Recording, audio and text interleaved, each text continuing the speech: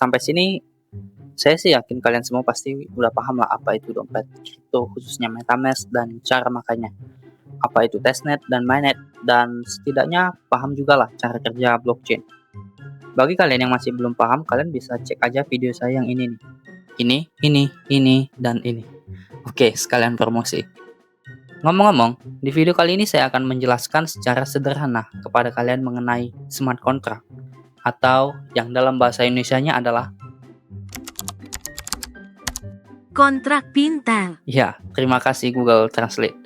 Saya akan jelaskan kepada kalian apa itu kontrak pintar, bagaimana ide ini muncul pertama kalinya, perkembangan serta cara kerjanya, dan masalah yang coba diselesaikannya.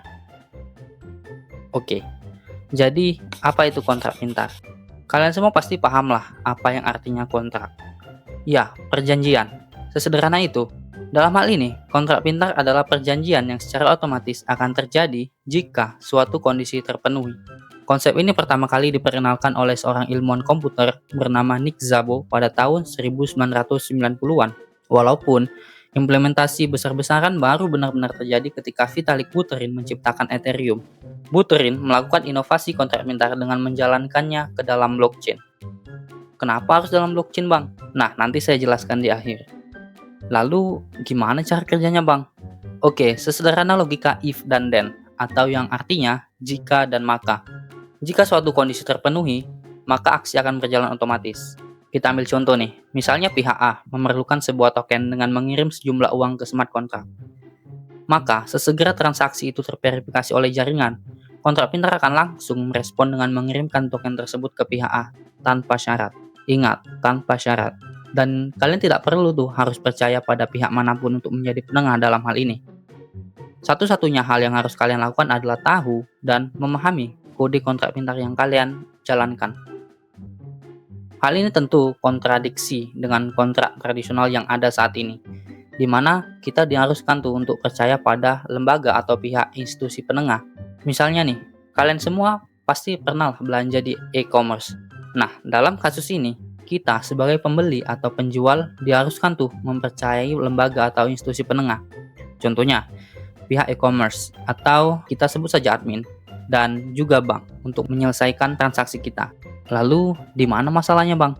Oke, kalian harus paham bahwasanya dalam kontrak tradisional, kita memerlukan kepercayaan yang bisa saja tidak adil. Jika terjadi pelanggaran, penegakan terkesan lambat dan mahal, tidak berjalan secara otomatis, dan memerlukan kepercayaan pada manusia untuk menjalankannya. Hal tersebut tentu berbeda dengan kontrak pintar di mana kita tidak perlu percaya pihak ketiga atau penengah. Tidak perlu admin atau perantara karena eksekusi berjalan otomatis. Transparan karena semua orang itu bisa melihat kode, transaksi, dan memverifikasi hasilnya. Dan yang paling penting adalah tanpa izin, atau yang sering kita kenal sebagai permissionless. Ya, siapapun bisa membuat, mempublikasikan, dan menjalankan kontrak pintar dalam blockchain. Jadi begitu. Ya, intinya kita semua di sini harus paham bahwa setiap aksi yang kita lakukan dalam blockchain, it's all about code. Semuanya tentang kode.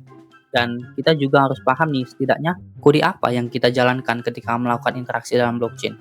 Ketika kita melakukan aktivitas contohnya di Uniswap, Aave, dan di aplikasi terdesentralisasi lainnya, secara tanpa sadar sebenarnya kita sedang berinteraksi dengan kontrak pintar yang berjalan dalam blockchain. Oke, terakhir nih, menjawab pertanyaan yang pertama tadi.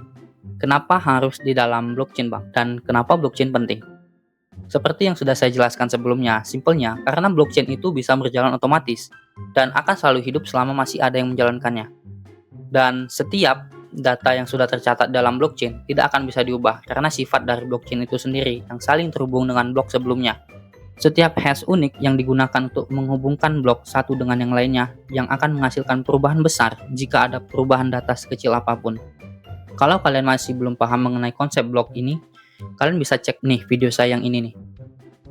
Oke, sampai sini saya harap kalian semua sudah dapat gambaran sederhana nih mengenai kontrak pintar.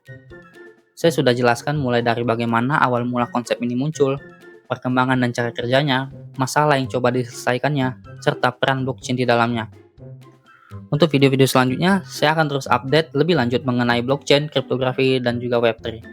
So, klik subscribe agar tidak ketinggalan update terbaru dari channel ini. Dan like jika menurut kalian video ini bermanfaat. Pesan saya sederhana, don't trust. verify.